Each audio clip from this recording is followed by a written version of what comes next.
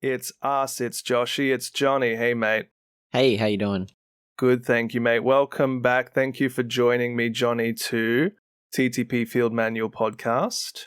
Today, we're going to do something a little adjacent to the main schedule, something that's you could consider a bonus, something that many other podcasts and content creators of this nature do. Book club! It's very easy in this hobby. Lots of books. What do you think? Man, lots of books is an understatement. Over 600 on record, I believe. Oof. Oof, indeed. That's not even including all the short stories. No, that's just the novels. And I've barely scratched the surface. Yeah, so this is going to be a maybe monthly, maybe bi-monthly. We'll see what happens. It might not even be that particularly well scheduled. Depends how much we read. Yeah, well, I actually read a fair bit, but you're new to it. Hey. Sure am. Yeah, so there's going to be something a little sideways from the main show. It will release at different parts of the week, or it might be released in a week alongside another main, slightly longer episode. And this is also going to give you a chance to join in some capacity with the podcast, give you a few weeks to read the book. We, at the end of the episode, will say, that's what's next.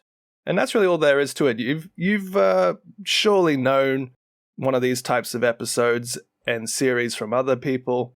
But for today, we're going to be going into a particular series. Of course, before we get into it, Jonny, I want to ask you, what books have you read? What have you been enjoying? Tell me about your tiptoeing into the Black Library.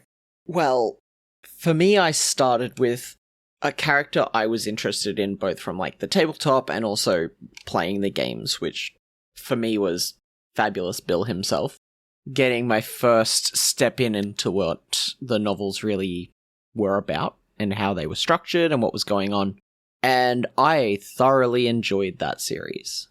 I thought that it was a very well put together couple of books and made me fall even more in love with that character to the point where I just want to play him even more in the game now. I just haven't in a little bit because I've been trying a few other things. After that, I read the spiritual successor to that, which was basically the novel about Belisarius Cawl and Fabius Bile competing. It had a very interesting conversation between the two in the book that I've thoroughly enjoyed, showing a large amount of Fabius's ego, which felt very good for me. But more recently, I started the Horus Heresy series. What? I was going to say, it sounds like you enjoy the more character study aspect. I sure do. And what a series to go into next. I have finished the first 4 books, which is what we are going to talk about today, is that opening 4 books that kind of follow one into the other, before the giant maze that is working your way around the 50-something books of the Horus Heresy.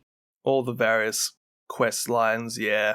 Yeah. But opening quadrilogy, and, normally you'd see people do one book at a time, but let's be real, these books have been out for a while.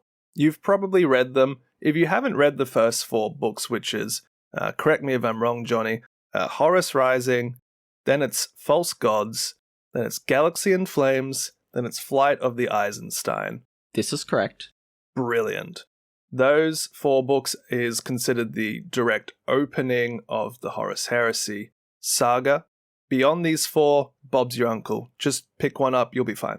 I have read these a while ago, about 3 or 4 years ago.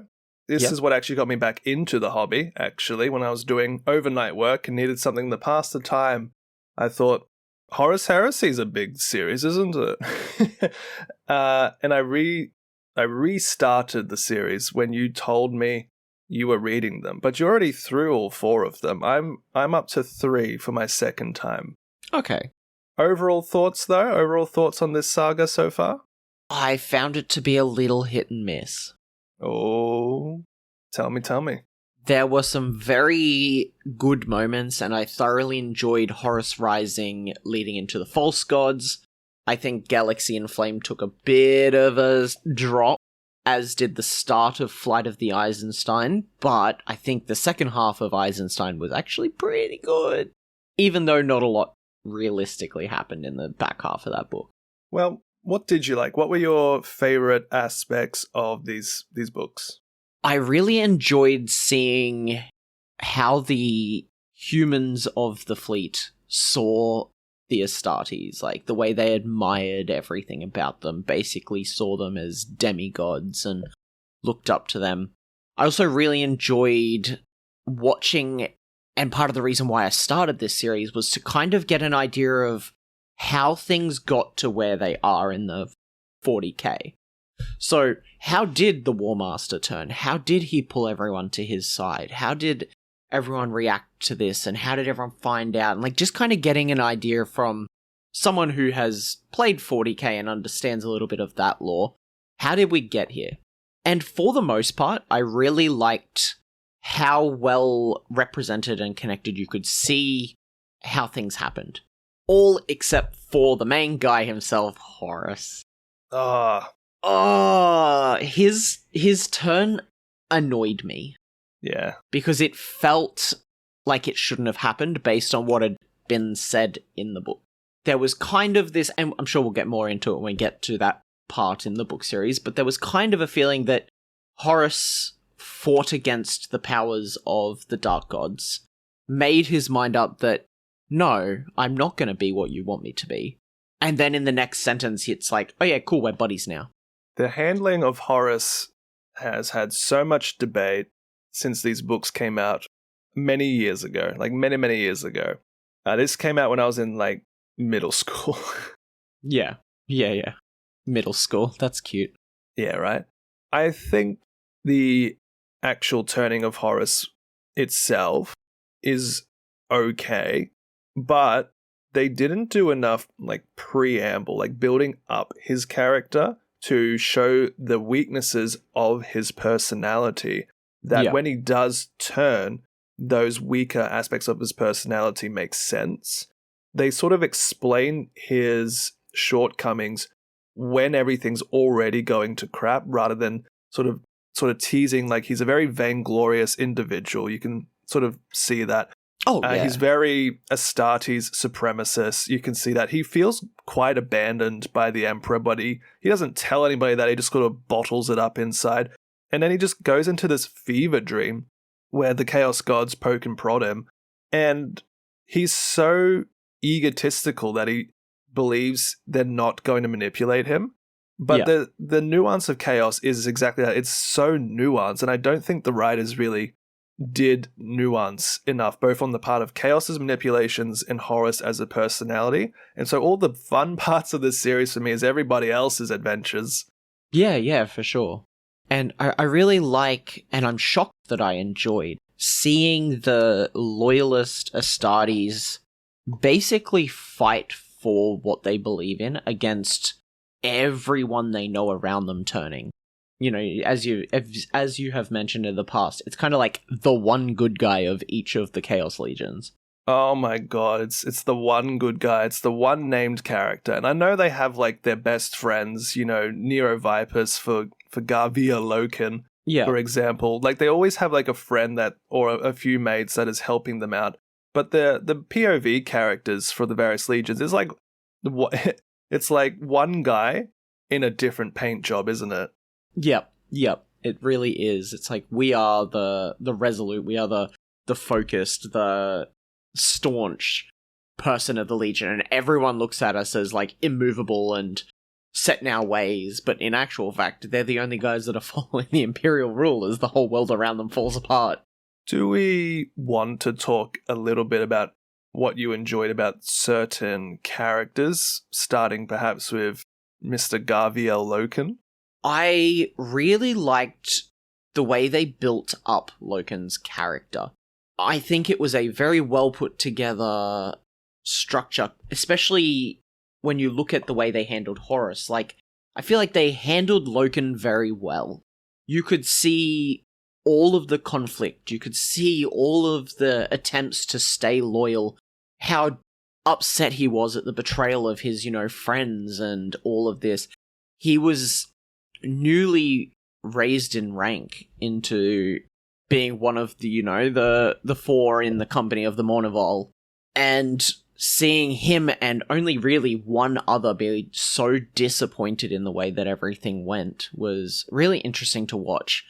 Leaving things the way they did with them down on the planet after the virus bombings and all of this, I'm really interested to see where that goes from here, but obviously where I'm up to in the series, they've jumped to other characters. But getting a chance to go back and see what happened to some of these characters, I'm actually super excited for, because of the way they built up the characters. Yeah, I'm not obviously going to spoil anything, but you're in for a treat. And that's it, right? And I know I am. The way they handled some of the remembrances was insanely sad and... Oh, yeah. Oh, man. And just like, whoa, that was sudden. But when you look at what's happening, like, it makes sense how sudden it happens. Like, the death of one of the poets who's... Ignaeus Carcassy. Hot damn. That poor bloke. I love how voice actor or narrator Toby Longworth delivers Ignaeus Carcassy. Like, you can hear so much emotion in him. And each character actually is brought to life quite well by Toby Longworth. Even despite the fact that every book we've mentioned, the first four, is a different author. And yet the same voice actor managed to like carry them. Although I think number 4 is Jonathan Keeble instead, actually. 4 is a separate voice actor, because that threw me off for a moment. Yeah, but that opening trilogy, chef's kiss. Oh yeah, for sure. They really nailed quite a few of the talking points that you expect from that opening trilogy, and really focusing on the betrayal, Humans had it rough, though. Like, the remembrances, well, at least the remembrances on the Vengeful Spirit, you really feel for them. Like, they're just there. They've come out, like, human society has come out of this incredibly dark, turbulent time of thousands of years of disconnection and the unknown of space horrors, thanks elves. But you've got several remembrances. You've got Euphrates Keeler, Mercy the Olaton, what's the old guy's name? I forget. Oh my god. Cinderman. That's it, Kirill Cinderman. And then the more tragic characters like Ignace and Petronella Viva. Oh, yep. And then, of course, what happens in the third book with all the more no-named remembrances. You want war? Here's war. Yeah, that was a hell of a scene. Before we get too further along, should we just backpedal a little bit and Johnny can give us the quick synopsis between the 4 books? Sure. Well, let's start with the Horus Rising, because that's obviously the place to start, right? Is at the beginning? Yeah. Even though in theory it doesn't realistically start at the beginning. But anyways. Do you want to take the lead on that, or shall I?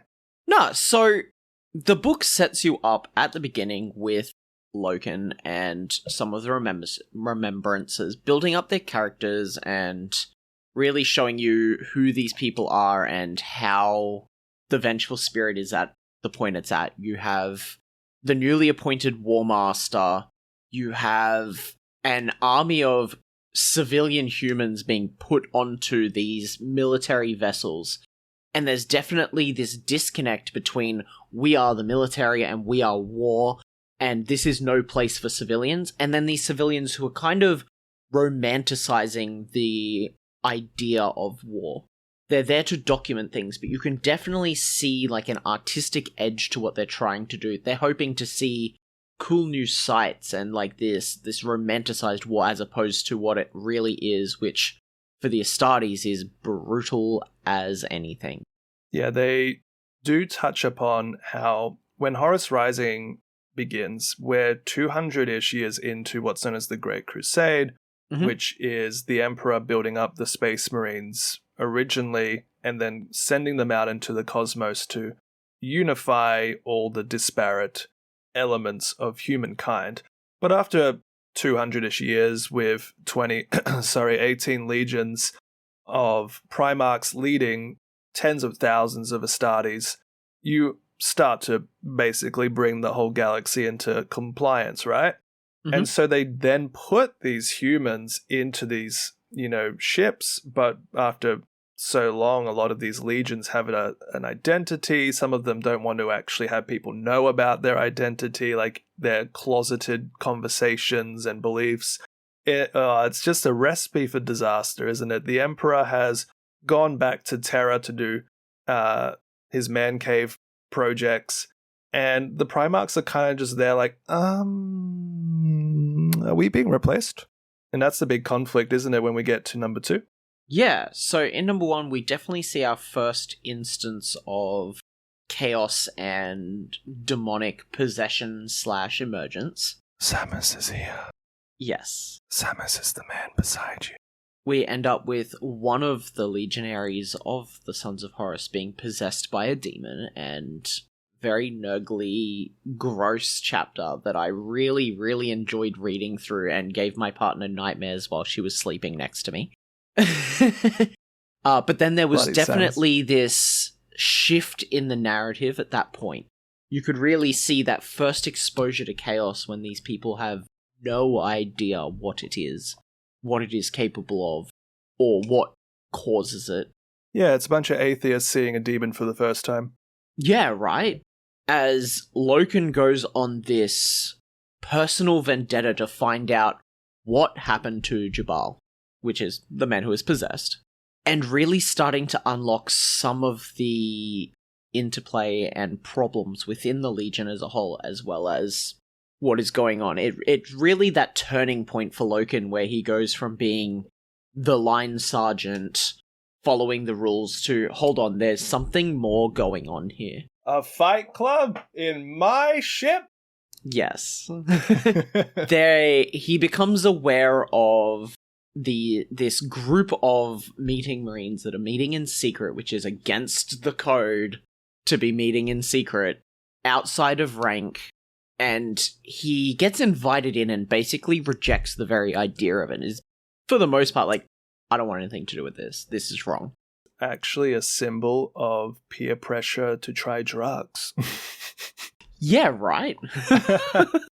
Garvey, you can join us. It's good. It's good for the Legion. I don't want this. This is broken the rules. At the same time that we have GARVIEL Loken finding out about this demon on this assault, and then, uncovering this secret cult within his Legion, we also have Euphrates Keeler, who, dumb as she is, makes her way down to the planet during the war, encounters this demon, and is completely messed up mentally because of it. Because again, she's an atheist that just saw a demon for the first time. Yeah. We as the audience know don't do that, but nothing in the Imperium's propaganda suggests that anything like warp entities and warp possession would happen. Yeah, because it was always like, no, that's not real. It doesn't exist. We are an atheistic chapter of society. There is no gods. There is only the imperial truth. But, Johnny, what about false gods? Ah! Ah! Ah! Ah! Well, tell us about false gods. For the most part, yeah, that is most of what the Horus Rising is about, is the uncovering of these issues. Then we go into the false gods. This is the major turning point for Horus. This is where we get a bigger focus on him and what happens with him, and also his close allies, or the people that he sees as close allies in Erebus and even Abaddon, working towards the corruption of Horus and the Legion. So to put into perspective, we have the Word Bearers. They are another chapter of hyper-fanatic Space Marines, led by Lorgar, and after basically preaching that the Emperor is a god, the Emperor kind of scorns them and is like, what are you doing? This isn't the way. And this leads to the Word Bearers finding some actual gods, quotation marks, to worship instead. That initial thing happens off screen though, so in this book they're introduced as a bit of a mustache twirling cartoon villain. And that is kind of the way Erebus feels. I'm so evil, you don't even know. there is this major underlying plot where Erebus manages to waylay a demonically corrupted sword, put it into the possession of one of the captains in charge of a planet, gets him corrupted by Nurgle. So convoluted. Then comes to Horus and is like, hey, one of your planets has rebelled. You gotta go sort that out. Horus takes this as a literal offense to his own person and personally goes to the planet Davin to mess with what had happened there and prevent this rebellion. Fair, he's the War Master. That's kind of what he thinks his job is, right? Is making sure the Imperial truth sticks. Mm-hmm. On this planet, he is stabbed with said demon-corrupted sword and basically goes into a coma. And all of this was some weird, convoluted plot of Erebus and the Dark Gods. In a basically fever dream that Horus has, we see this weird interplay where Erebus disguises himself as one of the dead Space Marines that were loyal to Horus beforehand, and attempts to convince him that the Emperor has turned against his own truth and is in fact a god, or looking to be worshipped as a god, attempting to convince Horus that that needs to be stopped, and that Erebus has some friends who might be able to help him get that kind of power to stop him. In the fever dream, we see Magnus show up, having realized that there's something weird going on, and uses whatever his psychic powers allow him to do to get into this chaos space that is the fever dream and attempt to talk Horus out of siding with the Dark Gods. At which point, Horus is like, hold on, how are you here then? Sir Janus, my son. And it's kind of at this point that we see him realize that Erebus is in fact Erebus. We see him realize that Magnus shouldn't really be here because that means he's using psychic powers, which the Emperor has said is frowned upon and cannot be done.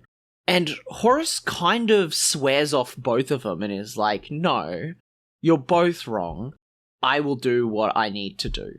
And they kind of leave it at that point for the chapter and be like, okay, Horus saw through the whole ruse and rejected both sides. And then we cue the next scene and he's best friends with Erebus.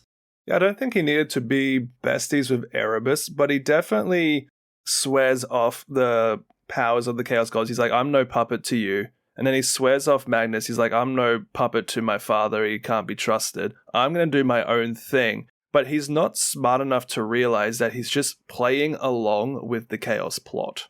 That's it, right? Because, again, it's those subtleties that the Chaos Gods basically barter in. But that's really the whole book, plus the Sons of Horus having a little bit of a splitting of ideologies. Yeah. The big focus is around Horus and the false gods in this, you know? Like, we also see some interplay with some of the other legions and a few other things like this, but for the most part, that is kind of just the whole thing. Before we go to the third book, how do you feel about the representations? Not necessarily the characters, we can talk about them in a bit, but how do you feel about the various representations of the other legions in this world, or in this stage they've set? Over the course of the 4 books, I really like seeing a lot of the friendships and camaraderie that is made between the legions. Before going in, I kind of felt like all the legions were separate, they did their thing, and they were only really connected through the Primarchs, but seeing all this interplay of, oh, I know this guy, or he's my battle brother, even though they're from another legion, and all of the ties and connections that are formed, I really liked seeing all of that interplay between legions. It was really interesting to see how they both got along, but also competed against each other, and could recognize each other's different styles of war. And I really liked a lot of the interplay between legions. Yeah, recognizing their various styles. Oh, it's the World Eaters are here. But then the World Eater's like, yes, but we do what we need to do, no matter what. Yeah, right. And you see a little bit more of, especially the World Eaters, like, yeah, the first couple of books, they kind of come across as what you think the World Eaters are. Blood crazed maniacs. But when you get to the third book, you do see a little bit planet side of how they act from a more in their Legion style. Like, there's this, we're gonna do this, but we will do it together kind of vibe. Well, that's a great segue for the third book, Galaxy in Flames. We're going to do this together. Yes. This is the turning point for the greater narrative. This is the event that caused the entire series to exist, essentially.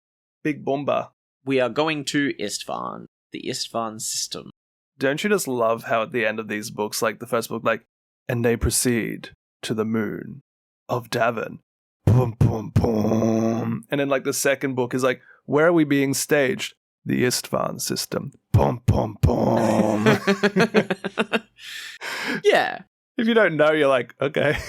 You're like, okay, what's that? But if you've been around and you've heard a little bit of the lore from outside of this series, you kind of are like, oh yeah, that's the place the thing happened. One of the things. You know? And this was really a bit of an interesting way of doing the novel. There were some very good scenes in here for me. There were some good storylines. And it was kind of all overblown by this one fight. And most of the book was one fight. Yeah. For this, not the biggest fan of the book, but I really liked what happened with the civilian population. What civilian population? Spoil it. No jokes. It's the whole reason we're here, right? There was... Obviously, this is the Istvan 3 virus bombing of the Loyalist legions. This was where the Traitor Legion showed what was happening, took their first action in their war for the throne, and also showed us the key players in who got out to warn what was happening so that it didn't become a complete chaos victory. Yeah, real thorn in the side. A lot of people involved and a lot of things happening all at the same time. And a very, very brutal scene on the Vengeful Spirit with Horus and the Remembrances. Bloody supremacists these days. Oh man. So, the idea of the Istvan 3 engagement was the Chaos Forces working under the banner of Horus managed to get what eventually become the main Chaos Legions in the 40k universe. So we had the Emperor's Children, the Death Guard, and the... I already said Emperor's Children, and the World Eaters, working with the Sons of Horus, who become the Black Legion, working to remove the Loyalist component of their forces. And from the get-go, you kind of get this feeling that something is up. Because normally you would send down a company of your legion to the planet and you would let them do their job. But all of the units that were sent down were hand-picked from amongst the different legions by Horus himself. And they really play on the fact that this is not normal. But it's the War Master, so it must be fine. And then you have a couple of individuals, like GARVIEL LOKEN really does share the screen time in the third book with Saul Tarvitz of the Emperor's Children. More on him in a sec. But even Saul was like, I'm going to go check things. Oh my god, look at all these bombs. Yeah, and that's kind of the whole thing, is it's this one good guy from each of the legions, kind of, working out accidentally what is going on and being like, hold on, this ain't right. The only one with this power is Horus himself. Something's gone wrong here, and Horus has turned. Yeah, even the loyalist Sons of Horus are like, man, we've never had this many Astartes deployed to one battle before. And then when they're on the ground, they get radioed in like, hey, Garvey, it's your best buddy Saul. Betrayal? Haha. And we gotta unite everybody. And I love that they're calling up the Death Guard homies like, your dad's a cunt. Well, it wasn't even so much that. There was a bit of subterfuge even from the good guys trying to convince these people that, oh, this isn't the War Master doing this. If I tell you that, you won't believe me. The enemy has a biological weapon, and we need to take cover. Mm-hmm. And then letting them kind of see for themselves, hold on, they're coming from our ships, not the enemy. Because nobody would believe you otherwise. If you turn around and is like, oh, by the way, Daddy is angry at us. Yeah, it's a very clever way of delivering the message I just said before. Yeah. You get this incredible scene of the virus bombing from multiple perspectives. Whether it be the bunkers of the World Eaters, the trenches with the Death Guard, the Emperor's children kind of spread out for the most part because they're the ones warning everyone what's going on. There's a scene with one of the dreadnoughts kind of standing on top of a ruined building, just like witnessing what had happened to his legion as everything happens because he's sealed. There's a scene where an Emperor's Children dreadnought is taken down by the virus bomb because he had a crack in his armor. You know, like, watching everyone suffer and panic at this moment it was kind of surreal to listen to and focus on. I can only imagine what it would look like coming across on, like, a screen. Not that you could ever put something that horrible on screen very easily.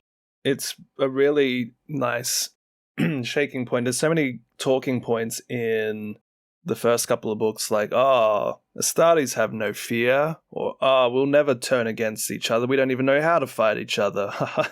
Yes, and then it's like, all right, fight for your life against each other. You know, and then on top of this, we had this more civilian storyline following Euphrates and Cinnamon as they kind of uncover this plot within the Vengeful Spirit itself. They discover the Book of Lorgar, which is actually a demonic text that is used to help summon demons and accidentally summon a horror in the library. This leads to the first saintly act of the living Saint Euphrates when she manages to drive away this creature with the Emperor's light before putting herself in a coma. Yeah, lots of stuff happens quite quickly, eh? Yeah, a lot happens in this book. For a book that doesn't really that is set in a very short period of time, realistically. You then have this kind of, like, cult following of the Emperor building within the Vengeful Spirit. And you start to, as the book goes on and they jump between different ships and perspectives, you start to see that it's spreading throughout everywhere.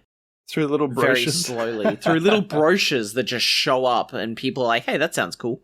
Like the Dies Irae Titan that gets put onto that's a whole Isfahan thing. surface. Yeah. Yep. Oh, you've heard of the Dies Irae, right? In 40k.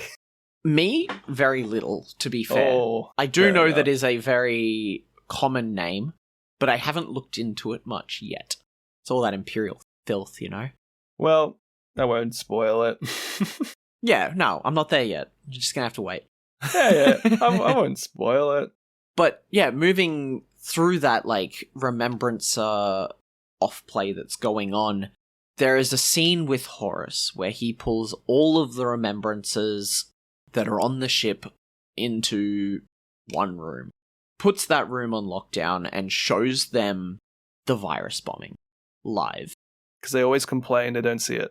They always complain that they don't get to be on the war front, on the front line, seeing what's happening. They always get to go down afterwards, and they're documentarists. Well, he shows them straight up what he is doing, and keeps them in a room to watch the whole thing before murdering every single one of them. Minus a few who manage to escape. Minus the main characters. Ollerton, Keeler, and Cinnamon. Which is a really weird way of showing the Saint doing her job, because she just knows exactly who to talk to, exactly what to say, exactly what words to mention, and where they need to go, because she's a saint, and the light of the Emperor guides her, you know? Yeah, there's room for magic like that in this setting. And it's one thing I have to say about these first 3 books is I really liked how they introduced the different aspects of what is at play in the 41st millennium.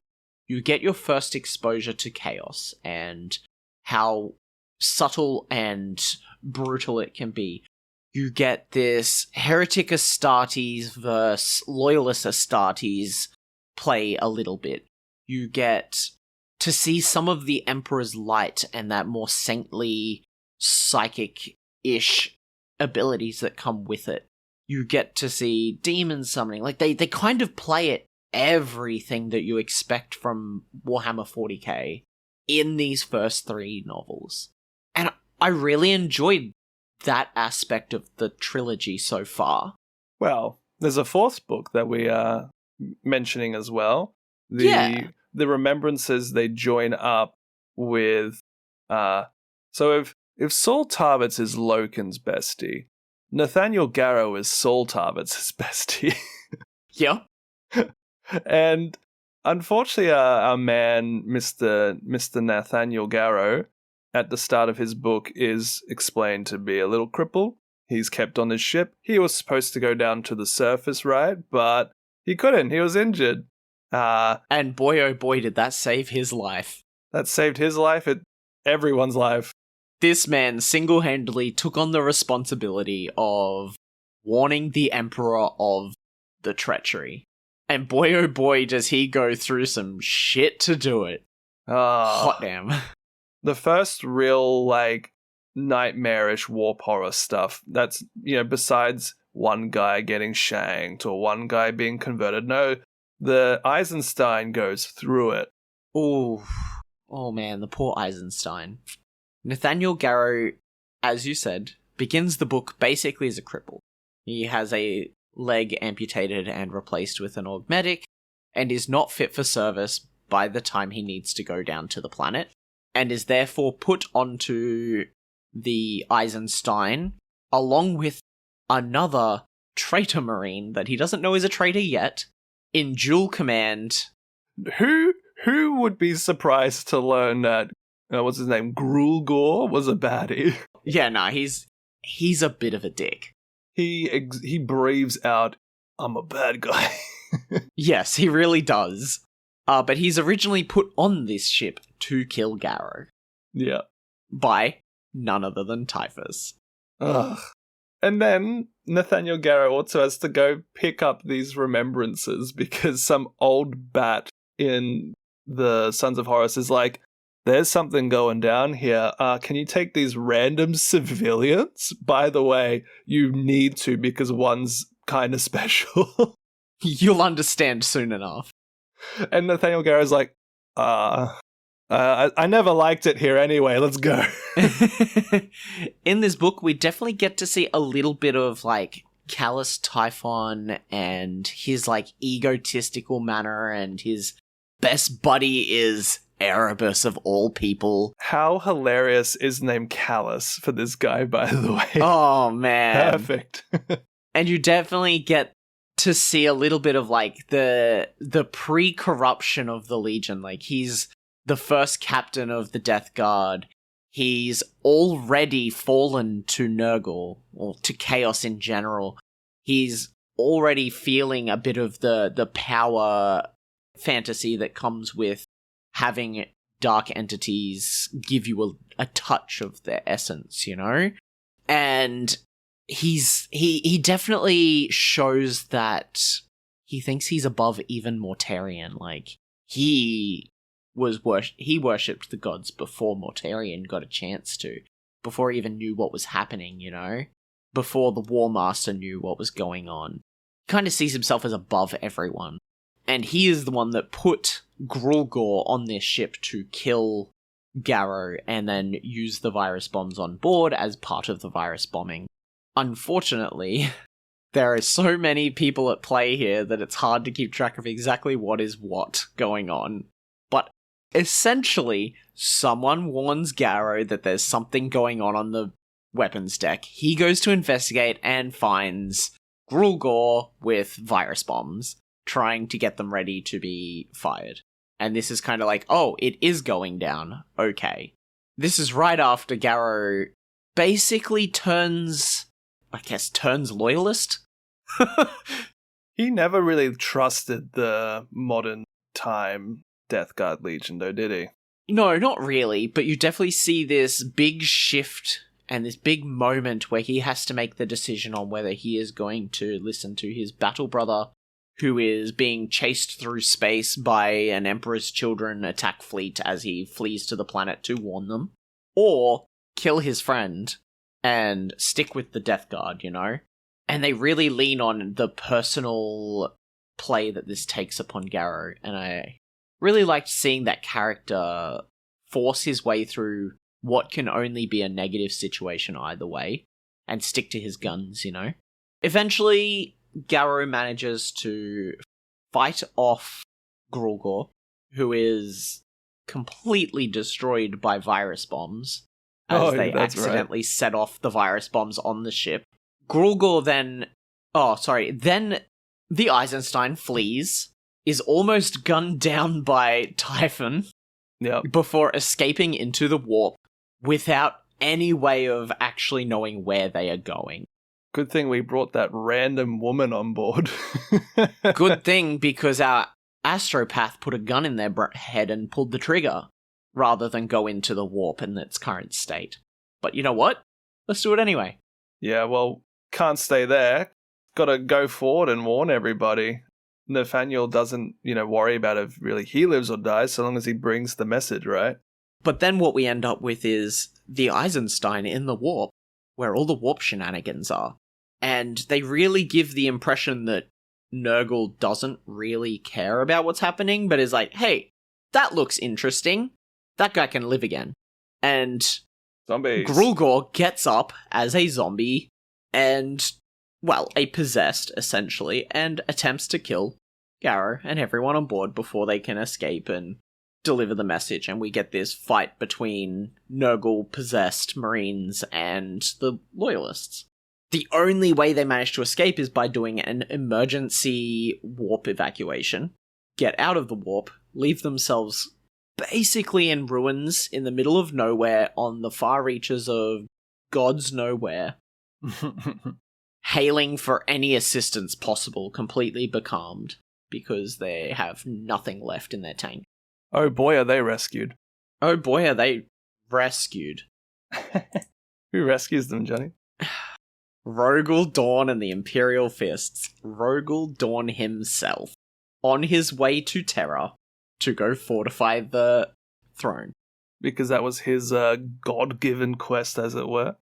But what a luck to just be discovered by the Imperial Fists on their way to Terra, which is exactly where you're trying to get to.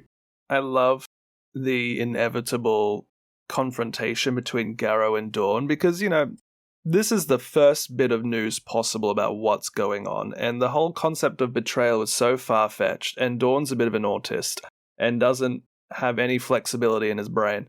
Gets told his bro and a couple of his other bros have turned against the Emperor and are gonna come to Terra and kill him, and he's like, you're just a space marine. I could kill you right here, right now. Why should I believe you? I forget exactly what he says, but Garrow doesn't care. He's like, I've made it all the way here, man. You can do whatever you want, Lord, but if your hubris proves your undoing, well, told you so. We should also mention that during the fight with Grulgor, one of the Death Guard Marines is poisoned by a weapon that is basically every disease possible. Solon Decius is basically comatose, riddled with uncountable diseases, and fighting for his life. He is put into the medical bays of the Imperial Fist warship, and after a lot of convincing, Rogel Dawn is like, maybe you're alright, because they get to see Olatun's basically photographic memory of what happened. Oh my god, no way. Did you like that play on words, did you? I did, but I also just saw something. I'm reading through, just quickly, Solon Decius's Lexicanum entry. Yep. You know how at some point he tries to cut off his hand? Yep. The power fist of Decius is later recovered in Subsector Aurelia by the Blood Ravens. Oh no. These freaking magpies. Oh no. Anyway, no Dawn of War spoilers. But yeah, no, it's a pretty dramatic tale. It's very Hero's Quest, but Warhammer, and it's all bad, and he loses friends, and he has to, confront everything he knows. He has to go up against the king, so to speak. It's very fantasy pilled, and that's kind of Garrow. He's kind of a fantasy knight in a 40k setting. Yeah, for sure. But that's kind of it. Like, they fight Decius when he becomes corrupted, and that's kind of like the whole plot. Literally on the moon. They get all the way to the moon and then are denied audience with the Emperor because he's too busy. Melkador the Sigillite shows up and is like, I got your message, I'll deliver it when I feel that it's the right time. And then there's Magnus in the corner, the time is now, father! And then Decius gives up and is like, I will do anything to not be in pain anymore. And Nurgle listens and is like, hey, here you go. And basically possesses his body with the Lord of Flies. You had a very nice, clean voice for Nurgle. I'd imagine it'd be like... Oh, I didn't feel like doing voices. I don't think the audience wants to hear it. All three of them. I'm mad. I'm mad. I'm madder. But that is kind of the whole novel is... Garrow does literally everything in his power to deliver this message.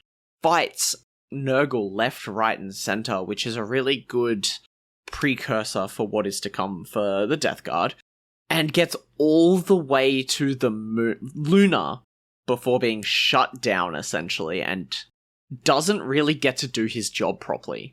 Yeah, it's cool, eh? And even after all of that, he still fights to save everyone around him, because he is the good guy. He is him.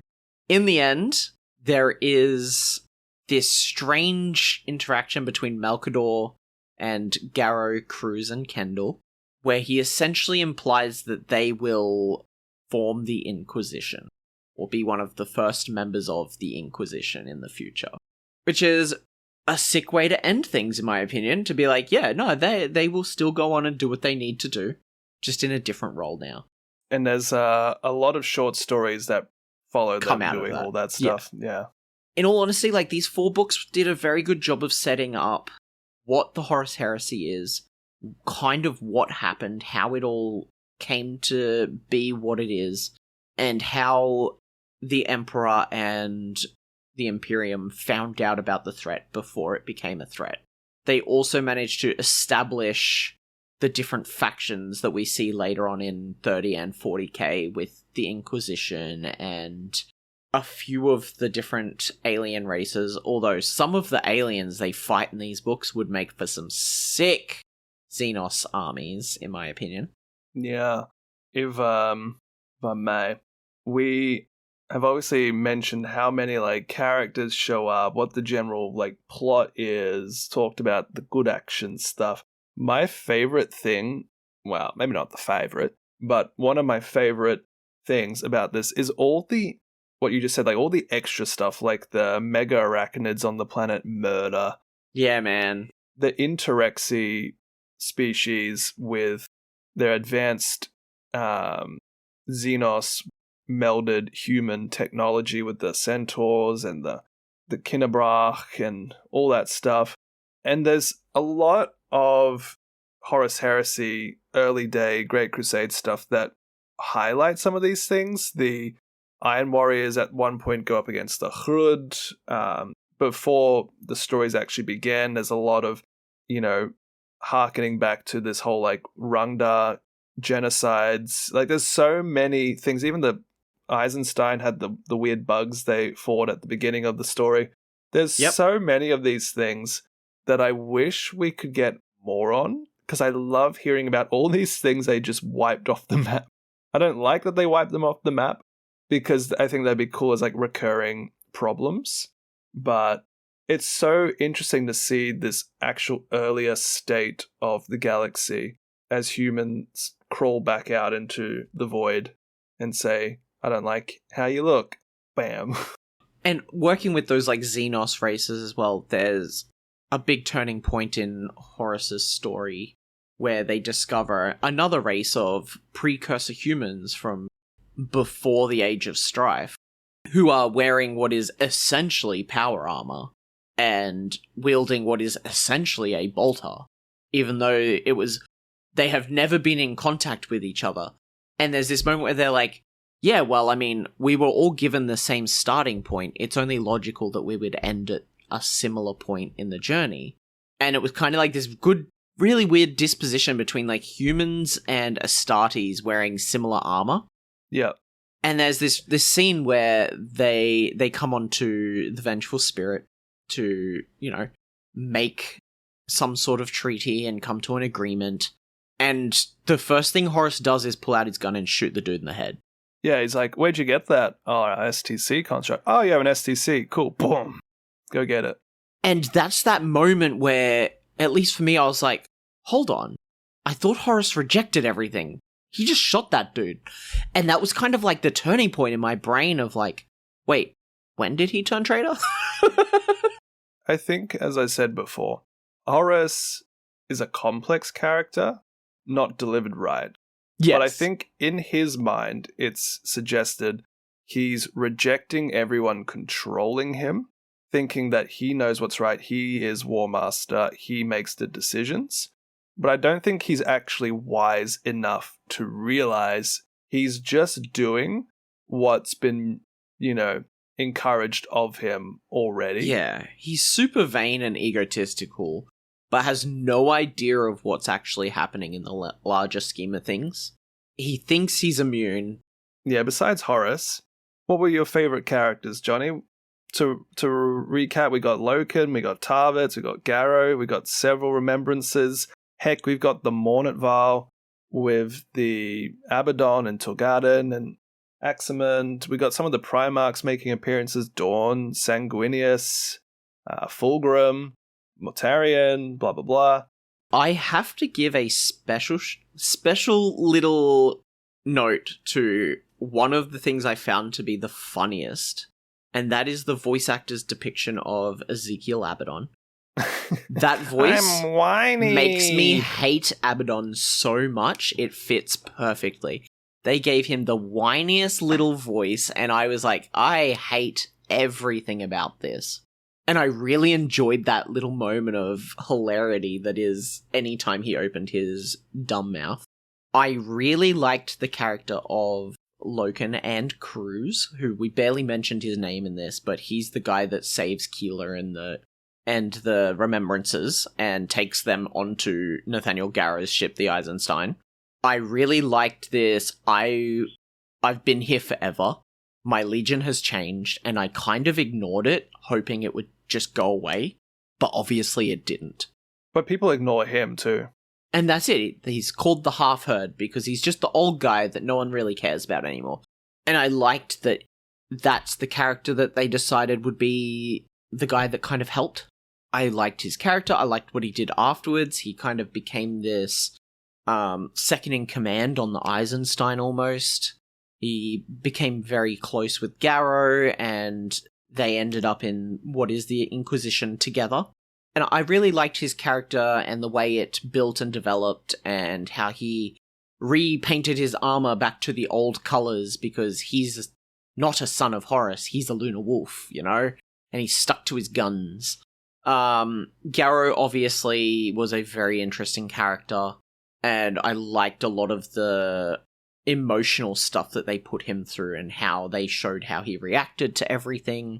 I really liked Cinnamon. I thought he was a very interesting, fun character, and watching him go from the person whose literal job it was to make sure people followed the Imperial truth to the literal person who is telling people to worship the Emperor and following the Saint. I thought that was a really weird change of direction, but you could see every step of the way that led him to that point. Yeah, he goes through so many crises of faith. It's like his whole character. It's his whole character. but I enjoyed that. I liked it. I liked what they did with him, and yeah, I think overall they were the characters that I melded with the most. What about you? Who did you grow an attachment for? And why was it GARVIEL LOKEN? No.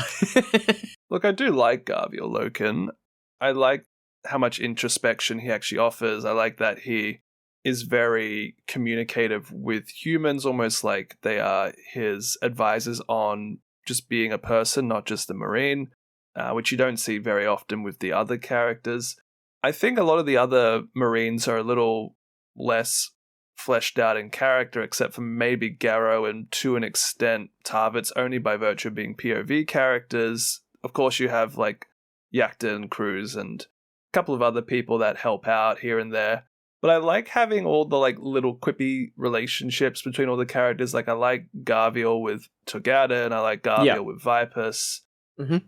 I even have like a little soft spot for a couple of the not so nice characters. Like little Horus Heresy just seems like a guy who's just been dragged along unwillingly, and you kind of feel bad for him.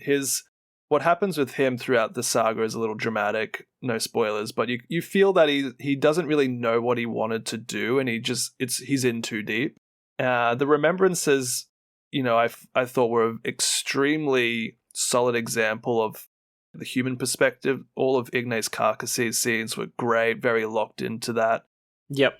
The Primarch relationships felt like Marvel cameo appearances for the most part, except for maybe Dawn. But I like it as a whole. I think the opening days is really fun, and seeing all those names is a bit fan servicey, but it works. As I said, I like more of the world building aspects. There are definitely characters that I just like. I really wish weren't like as evil, and you could sort of get a bit more of a bit of like a Loken flesh out, so they're not just like the bad guy. Erebus is gonna be a villain, but like we have Callus, Typhon, we have Abaddon, we have Khan, he pops up here and there, we have and then gets run down, we have frickin' Lucius. Ugh.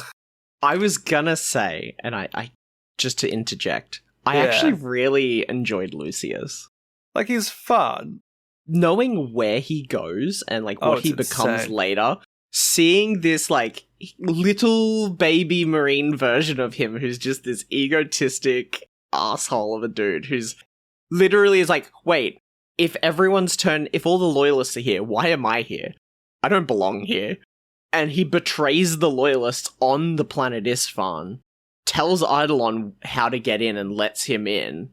Like, I actually really enjoyed his character. The way he and Loken interact, it was a blast, and it made me want to look more into this character I had no care for whatsoever in 40k. Yeah, I definitely agree with what you're saying. I just get really frustrated by characters like him. I'm like, stop being bad. My characters, you're hurting my boys. It's definitely how it feels, yes. And I think overall we needed stuff like this in the overall tapestry of the Black Library. A lot of 40k novels try and emulate this style with the human characters, the Marine characters, some chaos conflict, and it just seems a bit more, depending on the author and the actual plot being delivered, it can just feel very like safe and cookie cutter, whereas this seems like there's a lot more stake involved, there's a lot of build up, there's a lot of like interplay between various ideologies and characters. Building off of like the ruins they force upon the old way of the galaxy. I really like all of that, which is why I don't mind that this saga is really long, because there's going to be more of that as we go along, rather than let's read this 40k novel. Oh, Bing and Bong fought the chaos. The book's over. Yep. What didn't you like though? And where do you think the series will go next? I didn't like how slow sometimes things progressed. And as we discussed, like, how little of Horus's nuanced personality they actually showed. I was really hoping going into this series that you would have a very in-depth view of Horus obviously from other people's perspective, but really get an idea of why and how he turned.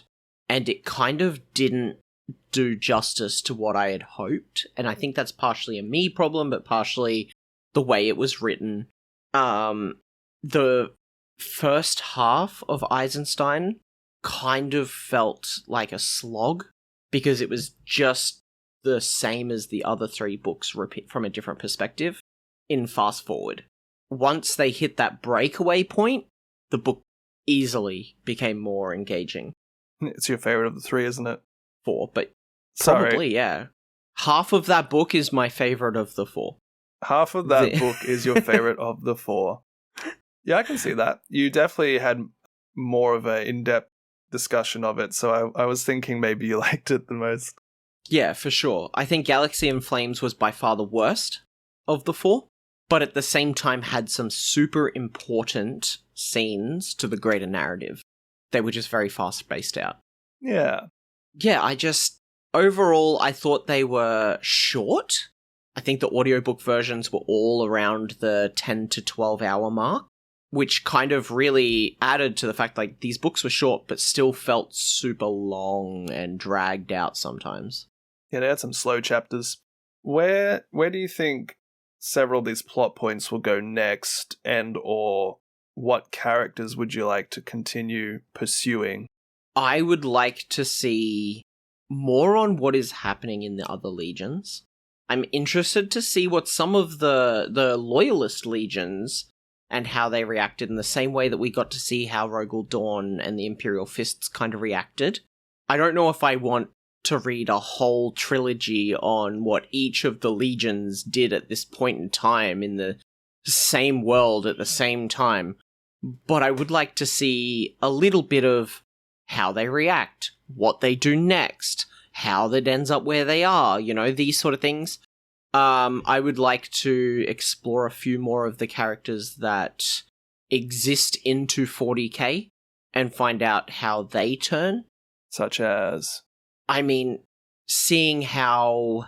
I already read through Fabius Bile because I was interested to see what happened with him, because it's really weird how he is an Emperor's Children, but he's not. I wouldn't mind looking into more of what Ezekiel Abaddon does, knowing that he is a pretty big bad guy in the 40k universe. I'm very interested in some of the information that I know from the lore.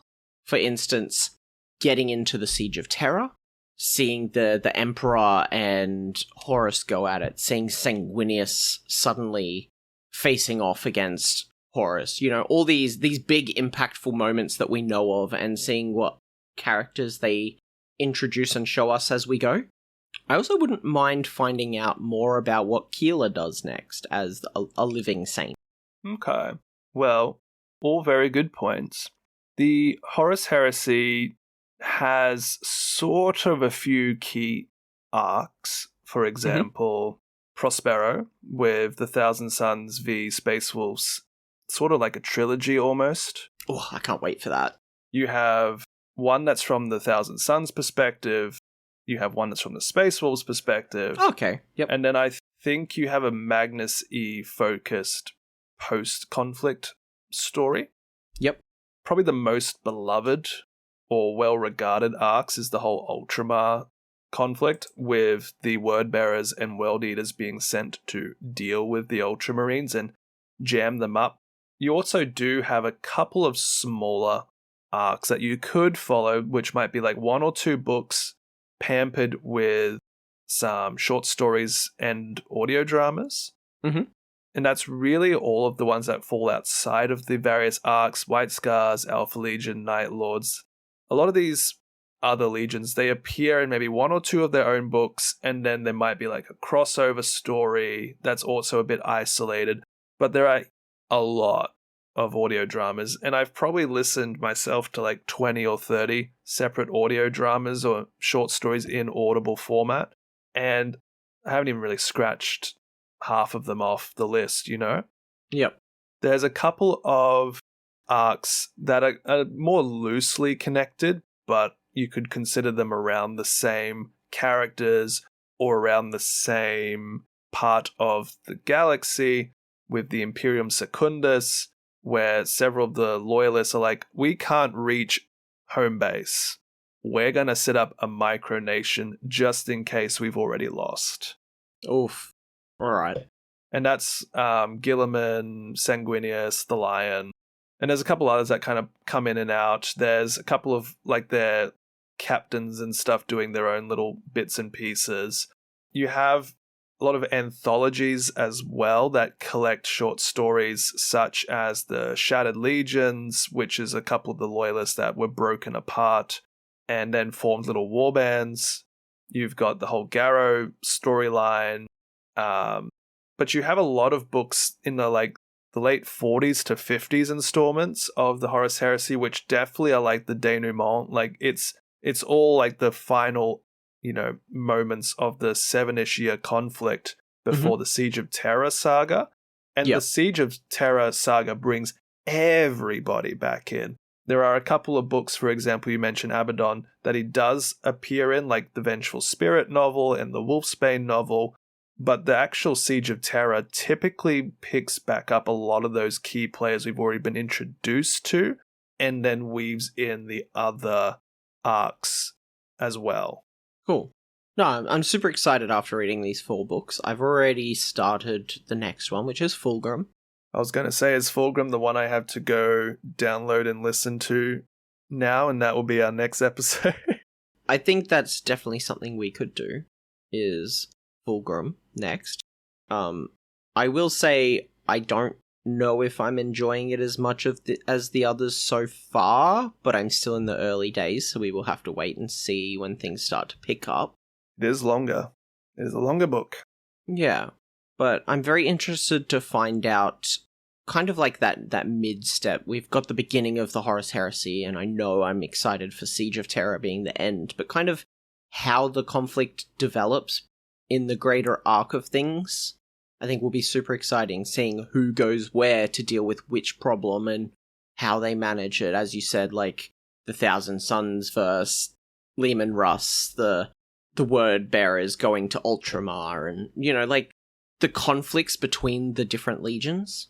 Yeah, there's unfortunately not a lot of novelization around the drop site massacre, which is the next big thing, which really blows the Horus Heresy wide open. It happens, but it's not super highlighted. It's a little off camera, unlike what happened in Galaxy in Flames. And then everything else kind of happens in like vignettes, not in a particular linear time frame. Yep. It just like separate storylines that all feed back in at Siege of Terra. All right, well, cool. I think that's about it. That's that, eh? That's our first little book thing. Our first little book thing. Cool. And I'm sure when we start talking about individual storylines, we can be a bit more specific about what we did not like, character discussions, etc. Honestly, wouldn't be surprised if ye, the listeners, have read these, but this is our take on a new little short story. I hope you have read them. Otherwise, spoilers. Spoilers. And then sometime next month-ish, I suppose, we'll do Fulgrim, hey? Yeah, or whenever we get around to it. We'll see what our production schedule looks like at this point. You're so funny. Oh, mate. Like, I'll be honest, especially for the audience, like, my life has been a little chaotic recently, and my schedule fills up very quick with life matters, and I'm about to start a new job, and there's a few other things that are happening that might disrupt an episode or two, or really force us to force out of an episode to try and make sure that we hit our schedule. But this is something that we are both committed to and want to give it our best shot at enjoying and working and building, so I hope the listeners bear with us if we're a little late on an episode or two and are willing to come along on the journey as we improve our abilities to podcast, as well as really go ham on how much we enjoy this hobby, even if it is in negative or positive connotations. Like, overall, we're here because we love the world of 40k and everything that Warhammer is doing, right? Hell yeah, brother. But I'm sure we'll also have some, every now and then, other spin-offy topics. We're a pretty diverse couple of nerds. I'm sure we'll find other things to talk about. Eventually, we might even try like other bonus style episodes like this, or like one episode every month is a different topic, where it's like, say, video games, movies, other war games, and just have fun. Take it week by week. We have a few ideas in our pipeline, all Warhammer focused, and we'll just have fun as we go along. Eventually, I'll figure out how to put things on YouTube. Well, have the time to figure out how to put things on YouTube. Mate. Yeah. Between our schedules not lining up and everything going to poo every single time, like, we have backup dates for our recording at this point because we've had weeks where we've had difficulty structuring anything in because my power will go out, or you'll have an errand that needs to get done ASAP, or you'll start work early, or I'll get called out to work, or it's been hectic, but... Yeah, this is definitely a passion project, and neither of us are content creators running on experience and equipment. It's been quite fun. I'm enjoying it. But that's Horus Heresy opening quadrilogy. Get Fulgrim and listen to it, I suppose. And this will come out relatively soon after one of our main episodes. And then hopefully the week after we'll have another typical discussion-y episode of something else that's not book club related. Enjoy your life. Have a lovely time, everyone. We'll see you next week. And just remember, Samus is the man beside you.